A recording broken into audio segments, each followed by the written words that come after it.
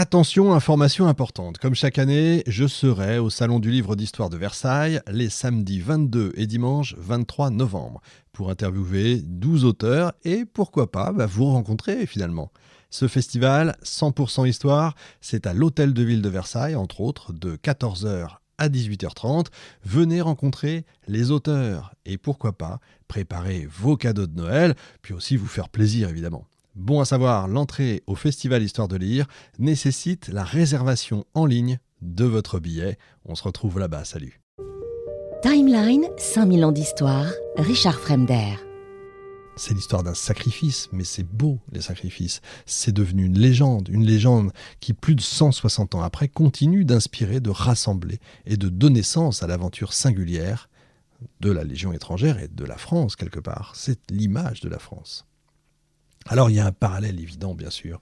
Cameron et Fort Alamo, ça y est, il faut quand même en parler.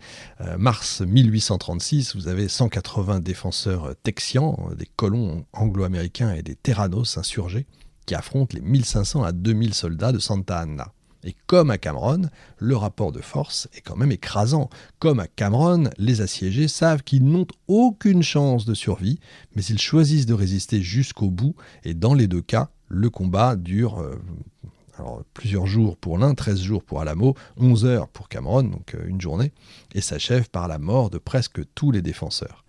À Cameron, le serment d'Anjou, on se battra jusqu'à la mort, scelle le destin de la compagnie. À l'Alamo, et je vous dirai pourquoi l'Alamo, les récits postérieurs parlent d'un serment collectif. Lorsque le commandant Travis trace une ligne au sol et invite ses hommes à choisir de rester ou de partir, le geste, peut-être légendaire, on ne sait pas, traduit la même idée. Une poignée d'hommes se lie par un serment d'honneur, préférant mourir que de reculer.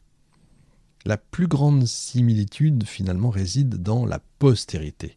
L'Alamo devient pour les Texans, puis pour les Américains, un cri de ralliement. « Remember the Alamo ». La défaite nourrit le patriotisme texan et puis américain et justifie la victoire finale contre le Mexique. Cameron, de son côté, devient le cri de ralliement de la Légion étrangère. Chaque 30 avril, encore une fois, on lit le récit officiel et on montre la fameuse main d'Anjou comme symbole de fidélité et de sacrifice. Dans les deux cas, le combat perdu devient un récit exemplaire, répété, ritualisé, utilisé comme boussole morale et politique. Sachez que chaque candidat à la présidence des États-Unis se fait fort de passer par l'Alamo, pendant la campagne. Mais les deux mythes diffèrent aussi dans le contexte. L'Alamo, c'est l'épisode d'une guerre d'indépendance. Il s'inscrit dans une lutte populaire, celle des colons texans contre le Mexique. Le mythe qui en est nourrit aussi une identité nationale, d'abord texane et puis ensuite devenue américaine. Cameron, au contraire, c'est un épisode d'une guerre coloniale, très impopulaire en France, mal comprise, perdue sur le plan stratégique. Donc là, le mythe est d'abord militaire, j'allais presque dire corporatif. Il ne sert pas à forger une identité nationale, il pourrait, mais une identité de corps, celle de la Légion étrangère. Autre différence, et là, celle-là, elle est fondamentale, je trouve, l'Alamo est devenu un mythe national. Les manuels scolaires américains les racontent, les films hollywoodiens l'ont popularisé, notamment celui avec John Wayne, qui est exceptionnel, rien à voir avec le plus récent, qui est un monument. Alors c'est long, c'est tout ce que vous voulez. John Ford a collaboré, a travaillé sur la charge des Mexicains, etc. John Ford et John Wayne s'aimaient beaucoup, etc.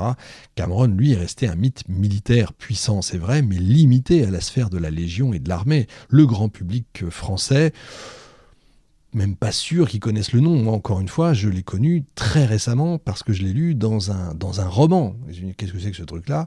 Et je suis allé voir. Mais sinon, j'avais jamais entendu parler de cette histoire-là. Et quand j'ai fait les émissions sur Napoléon III, je n'ai pas parlé une seule fois de Cameron parce que les livres que j'ai lus n'en parlaient tout simplement pas.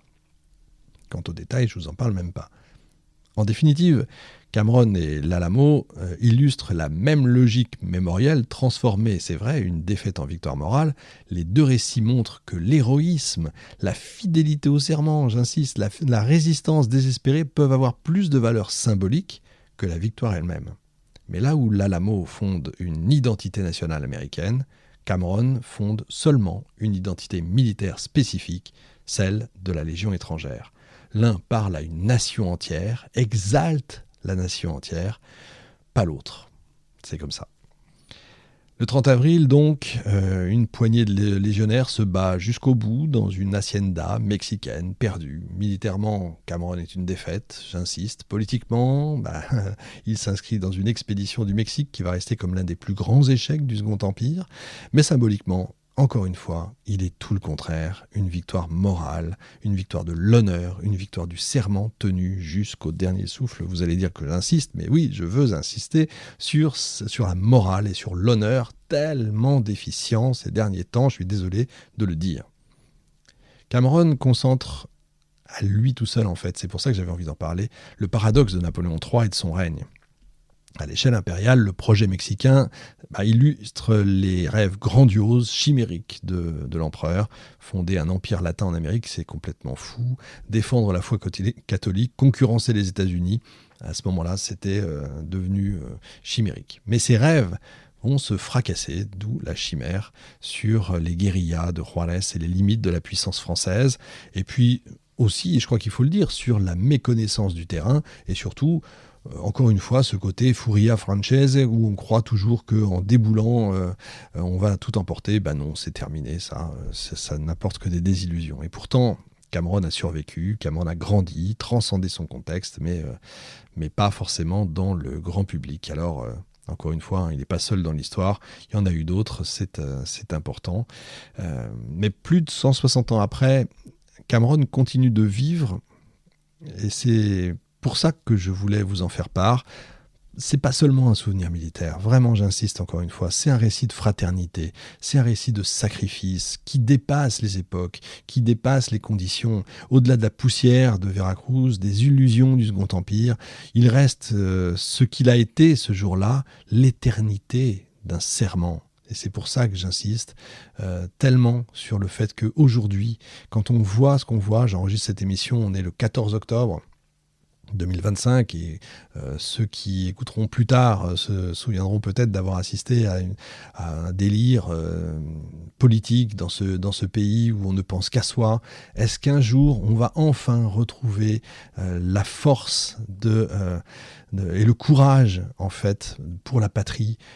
Parce que je crois réellement que le pays en a besoin. Voilà, bon, je suis désolé, c'était mon coup de gueule, il en faut de temps en temps. Pourquoi j'ai appelé ça l'Alamo? Parce que les Américains l'appellent The Alamo, et donc on ne peut pas dire Alamo seulement, mais bien l'Alamo.